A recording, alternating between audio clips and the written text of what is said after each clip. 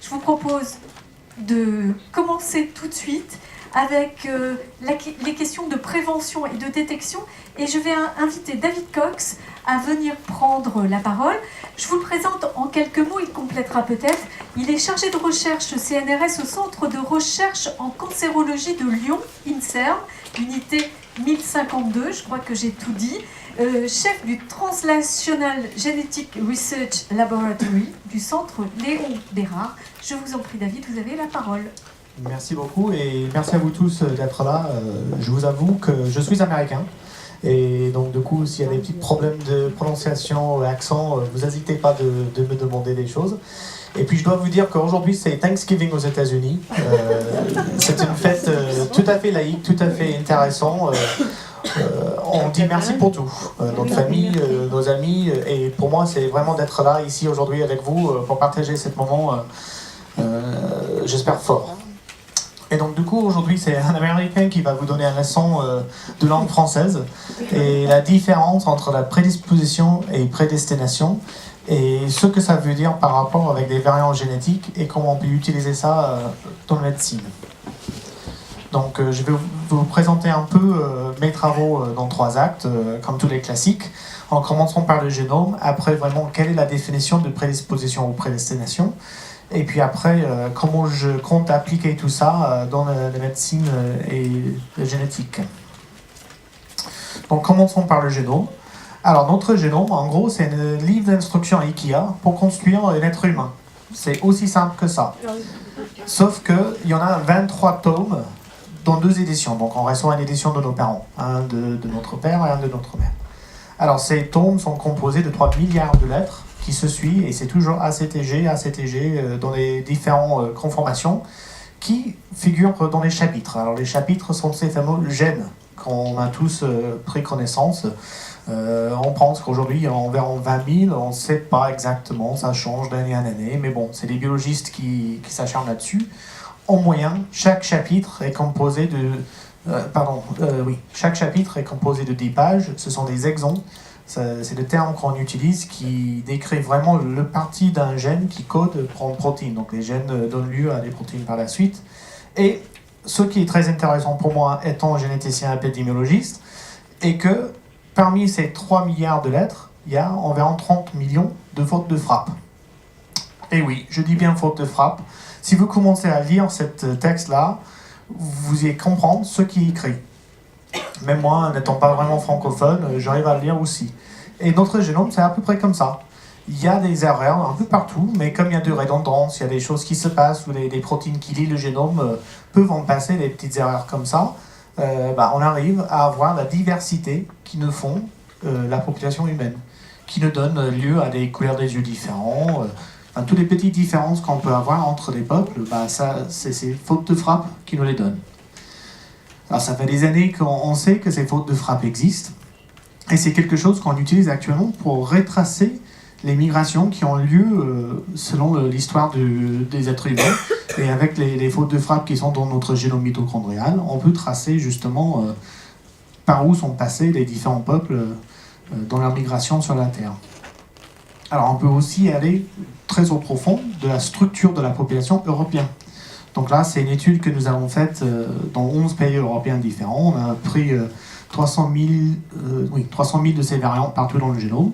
Et avec des analyses statistiques, on peut les replacer dans l'espace. Et ce qu'on voit, c'est que en fait, cet espace correspond justement à l'origine géographique des échantillons. Et donc du coup, les Suédois sont en haut, et puis les Grecs et les Italiens sont en bas. Une autre chose qui est intéressante, c'est qu'il y a ces 2 petits points rouges là vers la Grèce. En fait, ce sont des Grecs qui vivent au Danemark. Donc on arrive quand même à savoir pas mal de choses avec un échantillon génétique qui peuvent parvenir d'un échantillon de sang, un échantillon de salive ou d'autres matériels biologiques où on peut en extraire de l'ADN. Alors ça fait presque 15 ans maintenant qu'on fait des études qu'on appelle pangénomiques, où on va regarder partout dans le génome. Et ce qu'on va essayer de faire, c'est de corréler, de trouver les liens entre les fautes de frappe qu'on peut observer et les caractéristiques humaines. Donc, est-ce qu'il y en a certaines caractéristiques qui se trouvent plus souvent chez les gens qui ont une certaine faute de frappe à d'autres?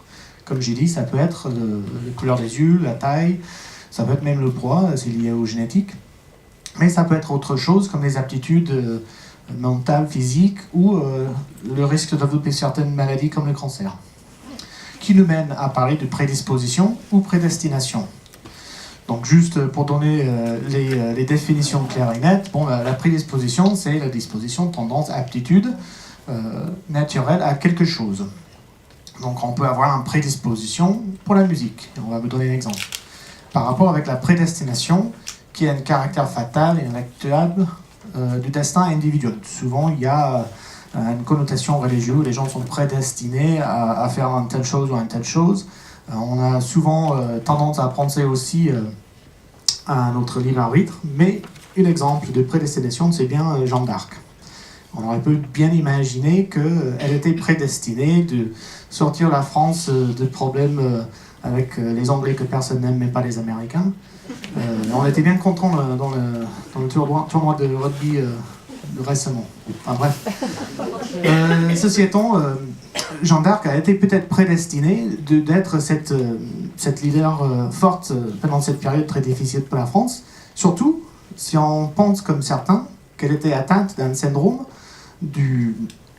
d'insensitivité aux androgènes. Les androgènes sont des hormones masculines qui fait devenir, enfin, quand on peut y répondre, ça fait la différence entre les hommes et les femmes. Alors il se trouve qu'il y a des gens qui pensent que Jeanne d'Arc était née avec un chromosome X et un chromosome Y, qui veut dire que normalement elle devait être un homme. Mais comme elle avait un problème dans cette gène qui se trouve sur le chromosome X, qui ne reconnaissait pas les hormones masculines, elle était devenue femme. Donc même génétiquement, elle était prédestinée à devenir ce qu'elle était. Alors, par rapport avec la prédisposition, la prédisposition génétique, c'est plutôt lié à ces petites variantes, mais si jamais il y a des facteurs extérieurs qui jouent aussi, bah, si on ne rencontre pas ces facteurs extérieurs, la prédisposition ne se développe pas. Donc, cet petit garçon, il peut avoir des fautes de frappe qui fait comme quoi il peut jouer très bien le piano. Mais s'il ne rencontre jamais un piano, bah, il ne sera jamais. Et ça existe vraiment des variantes qui prédisposent à l'aptitude musicale. C'est lié à lui, mais ça c'est une autre question. Donc du coup, comment est-ce que je vais appliquer tout ça à la médecine? Prenons l'exemple du cancer du sein, qui est bien connu de pas mal de monde dans la salle. Bon là c'est une courbe d'incidence, donc c'est le nombre de femmes atteintes du cancer du sein par tranche d'âge, par centaines de milliers de personnes. Donc on peut voir que quand on arrive vers les cinquantaines, il y a 300 cas de cancer du sein par 100 000 300 cancers du sein par 100 000 personnes en France. Alors, souvent ce qu'on commence à faire, surtout en génétique, c'est de regarder les femmes qui ont un cancer du sein assez tôt dans leur vie.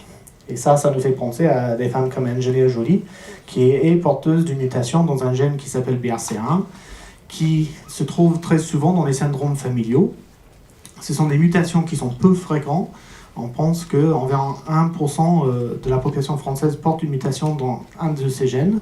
Alors il y a plusieurs, il y a BRCA1, il y a BRCA2, et on commence à connaître d'autres gènes qui sont impliqués dans les syndromes familiaux de cancer du sein. Et ça donne une risque très forte dans la famille. Et avec l'étude des arbres des familles, on peut essayer de voir si ça vaut le coup d'essayer de voir si ces familles sont porteuses de ces mutations. Donc là, on peut voir qu'il y a la grand-mère qui a un cancer de l'ovaire à 49 ans, et puis sa fille avec un cancer de sein à 42 ans, une autre fille à 53 ans a un cancer de l'ovaire, et puis la petite fille avec un cancer de sein à 38 ans. Donc la question peut se poser, est-ce que cette femme-là peut être porteuse d'une de ces mutations? Elle a à peu près, je dirais, plus de 50% de chances d'en porter. Et on peut poser la question, est-ce qu'elle est prédestinée ou prédisposée à développer un cancer du sein, en sachant que des mutations dans ces gènes ne sont pas à 100% pénétrantes.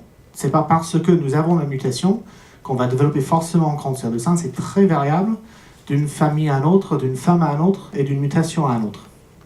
Et donc du coup, c'est un problème réel aujourd'hui sur comment on va utiliser cette information dans le diagnostic et dans le dépistage des femmes à haut risque. Normalement, il y a une boîte qui était censée apparaître là, mais moi, ce que je vais faire, c'est de travailler plus dans la population qui est dans la tranche d'âge d'être dépistée par mammographie, normalement. Et donc ce qu'on a observé depuis ces dernières 10 années de travail en génétique et cancer du sein, c'est qu'il y a énormément de variants qui sont associés avec le risque de développer un cancer du sein. Ce sont des polymorphismes, donc des fautes de frappe qui sont très fréquents. Ça peut aller jusqu'à 50% de prévalence dans la population. Mais ça n'augmente que très peu de risques. Mais c'est quand on rajoute à la suite ces 94 polymorphismes qu'on arrive à avoir quand même quelque chose de très important. Et donc là, c'est une étude qui est apparue en début d'année, où en fait, c'est une équipe qui a fait justement ça, une score de risque basée sur ces variants. Et ce qu'on peut observer, c'est que la ligne jaune au milieu, en fait, c'est les 10% des femmes qui ont le score le plus fort. La ligne rouge horizontale, c'est le risque d'une femme à 60 ans en moyenne. Et ce qu'on peut voir, c'est que ces femmes avec une score très fort traversent cette ligne quand elles ont la trentaine. Donc ce sont des femmes à 30 ans qui ont à peu près le même risque de développer un cancer du sein qu'une femme de 60 ans. Et donc du coup, peuvent être des candidats du dépistage précoce dans le cadre de dépistage organisé. Alors, ce qui est intéressant aussi, c'est qu'on a vu tout à l'heure que la transmission des gènes dans le cadre de mutation BRCA1, BRCA2 est très simple. On peut très bien dire, vous êtes porteuse de mutation, il y a 50% de risque que votre fille va être porteuse aussi. Quand on a 94 variants différents, c'est très compliqué de savoir qu'est-ce qui va être le risque de mes enfants, de ma sœur, étant donné le mien. Donc ce que j'ai fait, et c'est des analyses que j'ai fait la semaine dernière, ça fait des mois que je réfléchis à comment visualiser la transmission de risque sur les polymorphismes. Ce que j'ai fait, c'est de prendre au hasard, de générer dans mon ordinateur une population et de regarder la distribution de score de risque dans cette population, et on peut voir que c'est bien normal. Donc on peut dire que on peut les diviser en bas, moyenne et haut risque. Et ce que je voudrais faire, c'est de piocher au hasard des gens dans ces populations, et les combiner et voir quelle était la distribution du score de risque chez les enfants.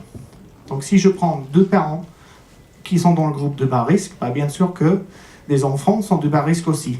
Mais 20% changent de catégorie. Donc une enfant sur 5 issue de 2 parents qui sont à bas risque va avoir soit moyenne, soit haut risque. L'inverse est pareil, si on prend 2 personnes qui sont à haut risque. Leurs enfants vont être probablement à haut risque, mais il est possible qu'ils sont en moyenne ou bas risque aussi. Et puis si on combine les deux, bien sûr qu'on retrouve le moyen. Donc c'est quelque chose d'assez compliqué, mais c'est corrélé, et c'est important de savoir, et on peut commencer à comprendre comment ce risque peut être transmis de génération en génération. Et donc du coup, pour moi, la prédestination n'existe pas. C'est plus une prédisposition qu'autre chose. Ça dépend aussi des expositions environnementales, style de vie, pas mal d'autres choses rentrent en compte. Mais ça n'empêche pas qu'on peut commencer à utiliser toute cette information pour améliorer le dépistage dès aujourd'hui. La technologie est là. C'est juste une question de est-ce qu'on doit utiliser cette information. On peut très bien voir que il faut qu'on protège des gens qui participent à ce genre de choses, des abus qui peuvent être générés, surtout quand on a vu qu'on peut très bien distinguer d'où viennent les gens avec leur génétique. On peut imaginer que on peut identifier des enfants et des problèmes de paternité avec une test génétique qui est non contrôlée. Donc il faut vraiment qu'on commence à regarder sur les questions d'éthique et autour de l'utilisation de ce genre de tests pour qu'on puisse les mettre à la portée de tout le monde et commencer à les utiliser. Je pense que je vais m'arrêter là, et comme ça on a du temps pour les questions par la suite. Merci beaucoup. Merci David. Je crois qu'on peut l'applaudir.